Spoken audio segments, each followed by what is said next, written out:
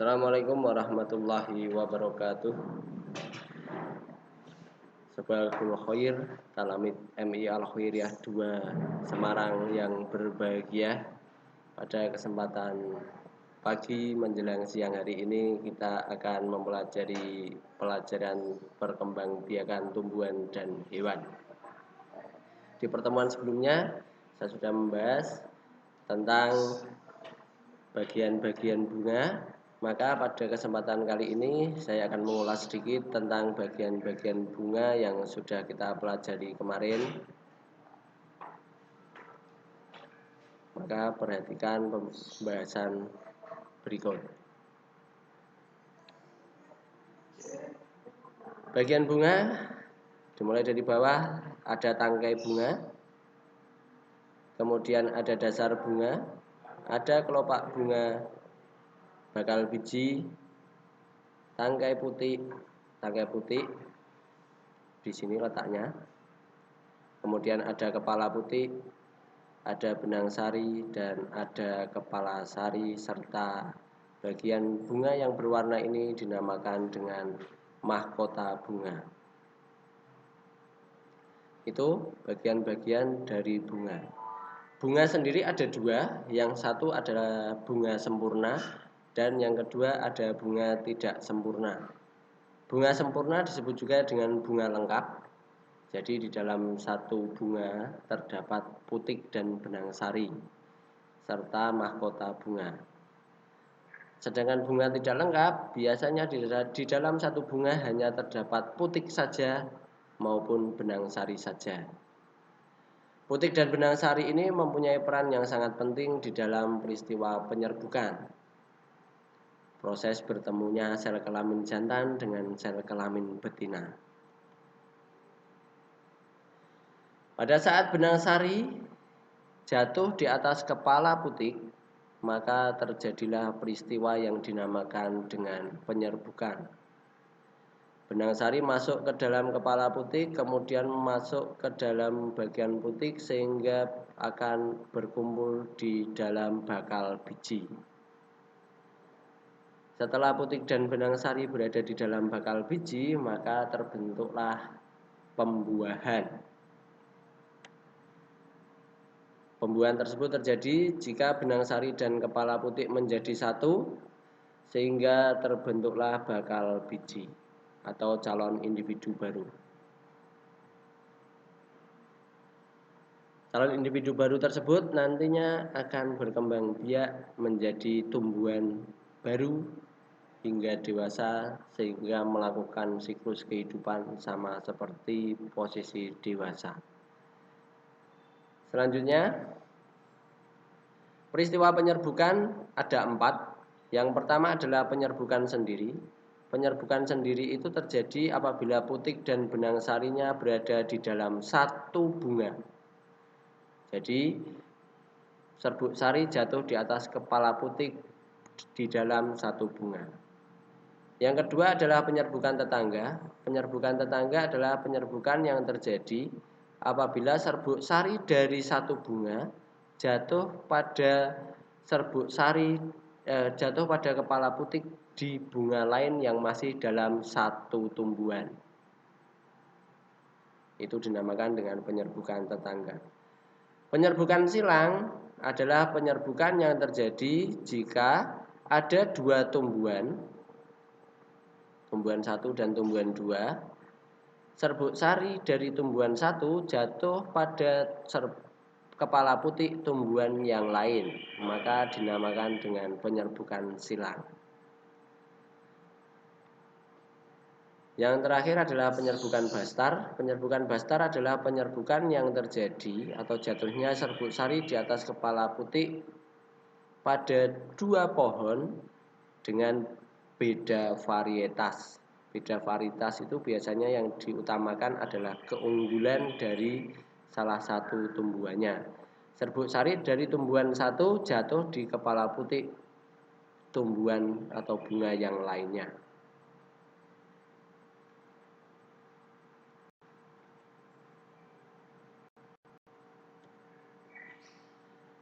Perkembangbiakan tumbuhan, selain perkembangbiakan tumbuhan secara generatif, terdapat juga perkembangbiakan tumbuhan secara vegetatif.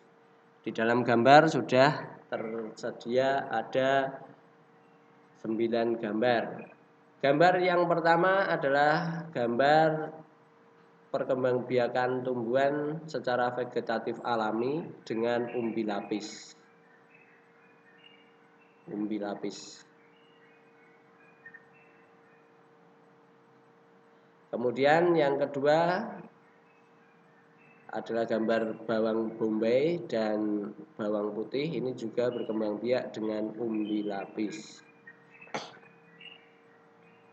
Selanjutnya gambar yang ketiga adalah gambar kentang. Ini kentang berkembang biak secara vegetatif alami dengan umbi batang.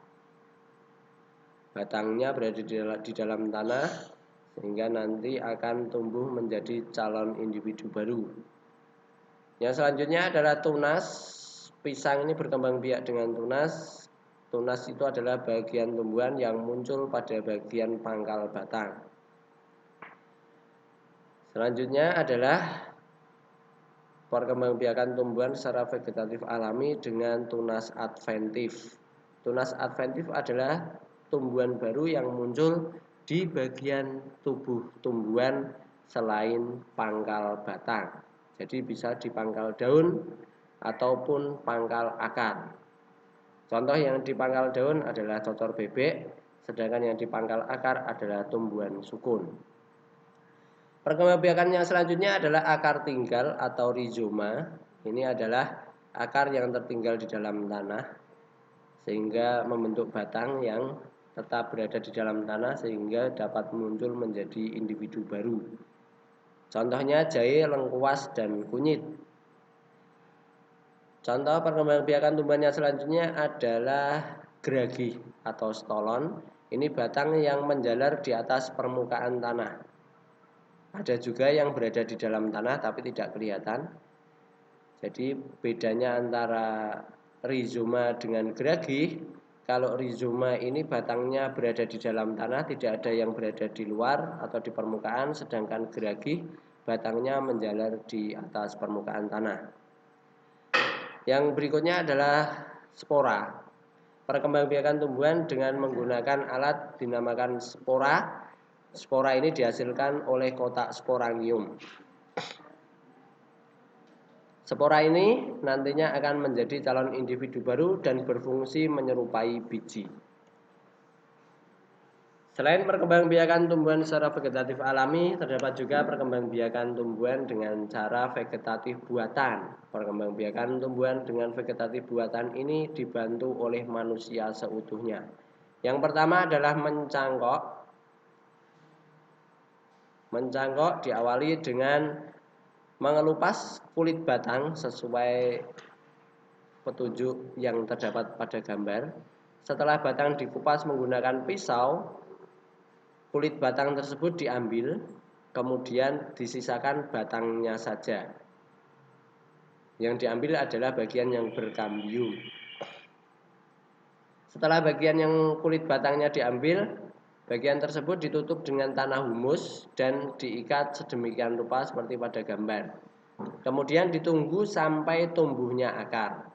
Setelah akar tumbuh, maka bagian pangkal batang yang dicangkok ini dipotong, kemudian ditanam di tempat yang sudah dipersiapkan.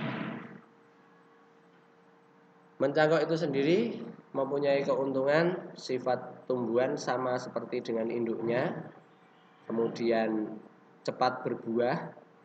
Kelemahan yang terjadi biasanya tumbuhannya lebih singkat usianya, kemudian struktur tumbuhannya tidak kuat.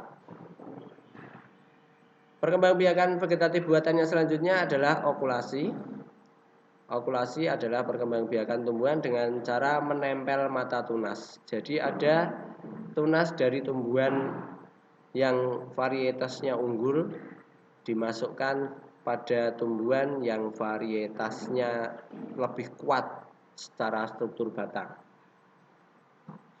Dengan cara mengelupas kulit batang Setelah mata tunas diambil, kulit batang tumbuhan lain dikelupas.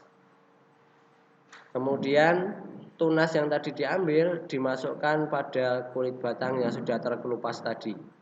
Kemudian diikat. Setelah dimasukkan diikat sehingga kelak tunas ini akan tumbuh menjadi individu baru. Keuntungan dari okulasi biasanya dalam satu tumbuhan bisa terdapat berbagai macam jenis bunga maupun buah. Selanjutnya adalah sambung pucuk atau sambung. Cara perkembangbiakan dengan sambung diawali dengan menggabungkan dua tumbuhan yang berbeda. Tumbuhan yang satu biasanya mempunyai keunggulan kuat batangnya, sedangkan tumbuhan yang lain rasa buah dan bunganya lebih menarik. Kemudian disusun seperti menyerupai huruf V pada bagian induk utamanya, dan induk barunya juga dipotong menyerupai huruf V, sehingga nanti kedua bagian batang yang sudah dipersiapkan untuk disambung dijadikan satu dan diikat serta ditunggu sampai tumbuhan tersebut mengeluarkan mata tunas. Yang selanjutnya adalah stek. Stek yang paling sering digunakan adalah stek batang. Cara yang digunakan untuk menggunakan perkembangbiakan vegetatif buatan dengan stek batang yaitu memotong bagian batang tumbuhan secara langsung, kemudian ditancapkan di tanah. Setelah muncul daun, maka terjadilah tumbuhan baru. Selanjutnya, merunduk. Merunduk adalah proses perkembangbiakan tumbuhan secara vegetatif buatan dengan cara merundukkan bagian batang sehingga tertutup di dalam tanah. Setelah nanti di dalam tanah ini tumbuh akar, maka batang yang tadi dirundukkan ke tanah bisa dipotong dan tumbuhan yang sudah dirundukkan akan menjadi calon individu baru. Itulah tentang perkembangbiakan tumbuhan secara vegetatif buatan. Selanjutnya kita akan bahas tentang perkembangbiakan hewan secara generatif, ditandai dengan bertemunya sel telur dengan sel sperma. Perkembangbiakan generatif disebut juga dengan perkembangbiakan secara kawin. Perkembangbiakan generatif ada tiga. Yang pertama adalah ovipar atau bertelur, vivipar atau beranak. Ovovivipar, bertelur dan beranak. Ciri-ciri dari perkembangbiakan ovipar adalah yang pertama, hewan tersebut berkembang biak dengan cara bertelur. Kemudian pembuahan terjadi di dalam tubuh induknya atau pembuahan internal, dan pembuahan di luar tubuh induknya atau pembuahan eksternal. Hewan yang berkembang biak dengan cara internal biasanya terjadi pada ikan, ayam maupun burung. Sedangkan perkembangbiakan eksternal yang terjadi di luar tubuh induknya biasanya terjadi pada katak. Jadi pembuahannya dilakukan di luar tubuh induknya. Ciri hewan ovipar adalah tidak berdaun telinga dan tidak mempunyai kelenjar susu.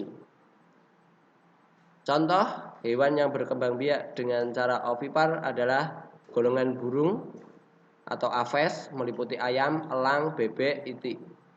Golongan reptil, hewan melata diantaranya kura-kura, cecak, bunglon.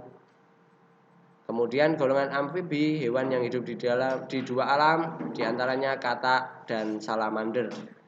Serta dari golongan Pisces atau ikan, diantaranya adalah ikan mas, mujair, gurami, dan lain sebagainya. Perkembangbiakan hewan secara generatif selanjutnya yaitu vivipar, yaitu beranak atau melahirkan. Embrio atau calon individu baru hasil dari pembuahan bertemunya sel telur dengan sel sperma tumbuh di dalam rahim induknya. Hewan vivipar mempunyai ciri-ciri berdaun telinga dan mempunyai kelenjar susu. Biasanya tubuhnya ditutupi oleh rambut. Contohnya golongan hewan mamalia, yaitu golongan hewan yang menyusui, diantaranya adalah tikus, kelinci, kuda, gajah, lumba-lumba, paus, harimau, kucing, dan lain sebagainya. Perkembangbiakan generatif yang selanjutnya adalah ovovivipar, yaitu bertelur dan melahirkan. Telur tersebut berada di dalam tubuh induknya hingga menetas. Setelah menetas, telur tersebut nantinya akan keluar bersama cangkang dan individu baru keluar dari bagian tubuh induknya bersama cangkang telur untuk keluar dari tubuh induk. Contoh hewan yang berkembang biak dengan cara bertelur dan melahirkan adalah ular boa, ular piton, ular sanca, kemudian beberapa jenis kadal, dan kuda laut. Selain berkembang biak secara generatif, hewan ternyata juga mengalami perkembangbiakan dengan cara vegetatif, yaitu dengan cara fragmentasi atau memotong bagian tubuh menjadi beberapa bagian. Nanti hasil dari potongan tubuh tersebut akan menjadi individu baru. Contohnya adalah cacing planaria atau cacing pipih. Kemudian dengan berkembang biak dengan tunas, yaitu dinding tubuh induknya menonjol, tonjolan tersebut nantinya akan menghasilkan individu baru, contohnya hidra. Dan yang ketiga adalah membelah diri. Terjadi pada hewan bersel satu, individu baru muncul karena adanya pembelahan sel pada induknya. Contohnya adalah amuba dan paramecium. Nah, demikian penjelasan yang bisa saya sampaikan. Silakan nanti untuk lebih memperjelas apa yang sudah saya sampaikan, buka buku ESPS-nya dari halaman 1 sampai halaman